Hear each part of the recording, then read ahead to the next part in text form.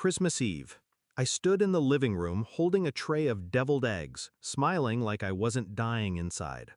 That's when I saw it, the new family portrait, framed, proudly displayed above the fireplace. My brother, my parents, their golden retriever, and the place where I had been cropped out, clean, like I was never there. No one said a word, not even a glance, just carried on passing plates and unwrapping gifts, pretending like I hadn't just been erased. I didn't ask why, I already knew. There was a time I thought I mattered to them. Every birthday I'd saved to buy my mom something thoughtful. I helped Dad file his taxes when his hands started shaking. I covered my brother's rent once when he blew his scholarship money gambling. And still, he was the chosen one. I remember when I told them I got into NYU. My mom said, "That's nice, but it's so expensive." My dad grunted, eyes still glued to the TV. When my brother got into some coding boot camp, they threw him a barbecue, invited the whole neighborhood, posted it on Facebook like he cured cancer. So, no, I wasn't surprised when I saw the portrait. I was just done pretending it didn't hurt.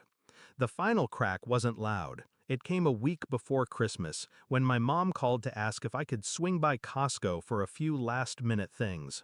No offer to pay me back, no thank you after, just a list. I went, dropped everything off on their kitchen counter. Then I walked past the den, heard her whisper to my dad, "I hope she doesn't stay too long this year." That was it. I went home, sat on the floor of my apartment, lights off, music off, just quiet. And I planned. I'd always played the dutiful daughter, quiet, accommodating, expecting nothing, which is exactly why no one saw me coming. That week, I gathered everything.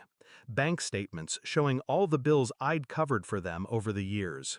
Screenshots of text messages where they guilted me, begged, manipulated.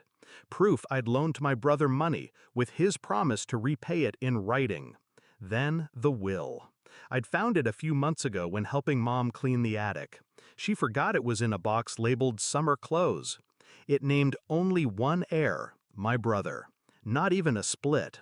Everything to him. House, savings, jewelry, Dad's vintage Mustang.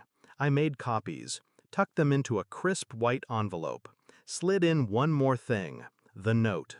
6 words, handwritten, "Don't worry, I won't be a burden." Christmas Day, I handed them the envelope just before lunch.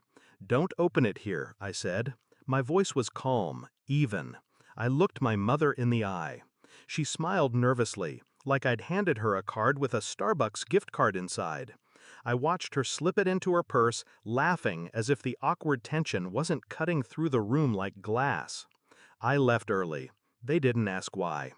At 3:42 a.m., my phone buzzed. I didn't pick up. Then again. Then again. Finally, a message from Dad. "We didn't mean it like that. Please call." And one from Mom. "I didn't know you kept track of everything." Then the final one.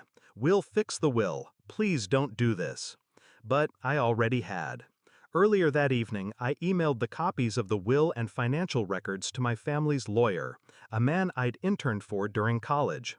I told him I no longer wished to be the executor of anything, and that I was formally severing ties. Legally, financially, emotionally. Everything they'd ever asked of me, I rescinded it. The small loans I'd given my brother, a demand letter followed. Through a lawyer. He now had 30 days to pay or face small claims court. Their little kingdom was about to get very expensive. The next day, they called my aunt, the only person I still talk to. Begged her to intervene. She refused. They used her, she told them. Now she's done being used. Mom cried.